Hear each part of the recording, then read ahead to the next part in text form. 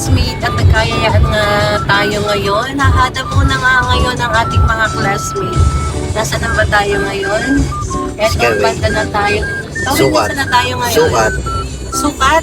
Sukat Skyway. Ayan, nasa Sukat Skyway na po tayo ngayon at talaga namang tuloy-tuloy lamang po tayo sa ating hada ngayon at tayo yung mga hahanapin na may kinalaman sa ating eskwela at ating negosyo. Ayan, at may pahem pa ako talaga namang kahit bagong galing sa masamang pakiramdam, halatang-halataan naman po ninyo at talagang iba yung boses natin ngayon mga classmates. Okay, dito kaya sa lungsod makakakita kaya tayo ng mga tao o ng mga magtitinda na kung saan ay may dala-dala silang puto, kutsinta, yung ganyan. Kaya pag nakakita tayo classmate, talagang bababa tayo at ating kakausapin. Malay mo, pakyawin natin ang kaniyang tinda.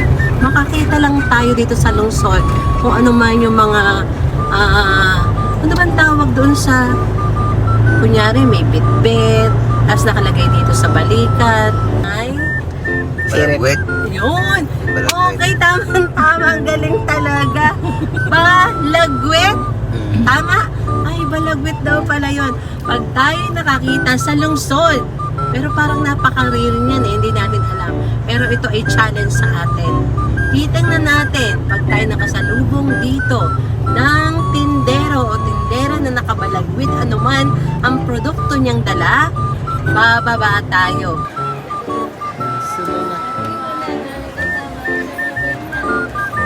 Tingin muna tayo dito. Bakit kaya black to? Parang ang sarap niya. Try kaya muna natin. Wala nito sa lipa. Try natin. Kasi tuwig. Naiwan natin si Tito Wig. Try lang naman. Tingnan natin. Try natin. Tingnan natin ang price. Isa lang yung price niya. Ito lang. Other choice. Oh, paano? Oh, try natin. Compare natin sa Yaw-Yaw sa SM. 9 starts here.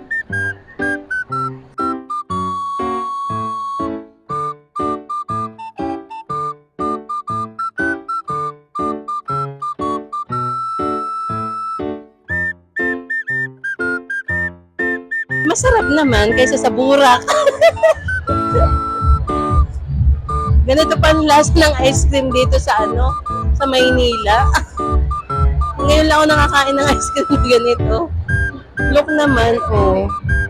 Parang putik. Dinuguan pala ito. Parang hindi naman siya dinuguan. Ano nga ba ito? Pusit! May flavor siyang pusit.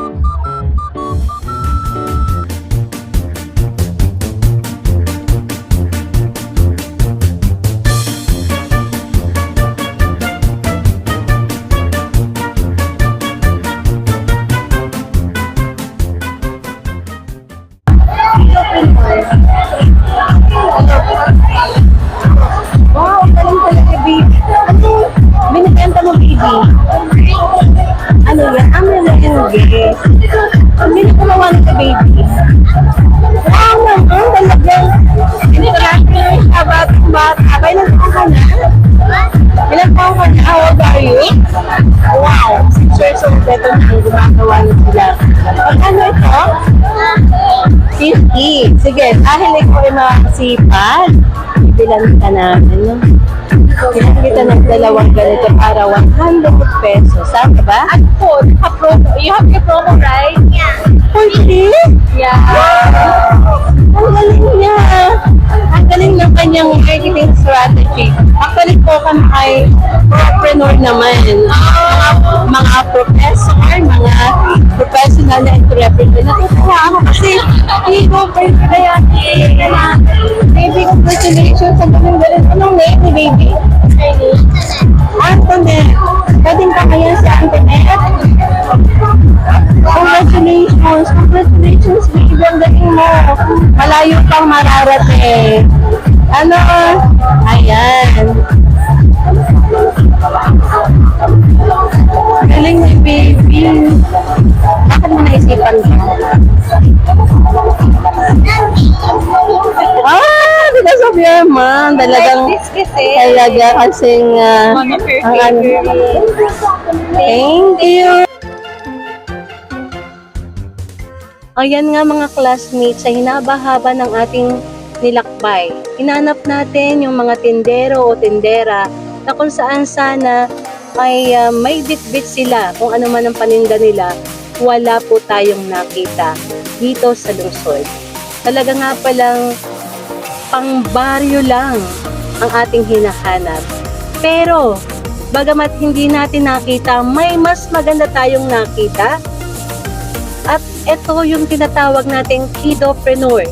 Ang mga batang entrepreneur, ang mga batang pumasok o talagang open-minded na sa kanilang buhay pagnenegosyo. Isang 6 na taong gulang na bata ang ating nakapanayam at nakausap tungkol sa kanyang pinuksang negosyo. At ang kanyang nanay ang nag-push sa kanya upang maging isang batang entrepreneur. Na talaga naman sa panahon ngayon, ibang-iba na ang generation. Grabe! Ang mga bata sa panahon ngayon, bagamat nasa murang edad, handang-handa nang sumabak sa pagnenegosyo. Kaya ating tatandaan na wala sa edad, wala sa estado ng buhay. Kung gusto nating umasenso, kung gusto nating umunlad, umpisahan po natin. Bigyan po natin ng aksyon kung ano man ang ating idea, kung ano man ang ating pangarap. Ito po ay bigyan natin ng tamang aksyon. Hanggang sa susunod na Hada ni Classmate, sama-sama tayo. Dahil dito sa Propreneur, ikaw ang bida!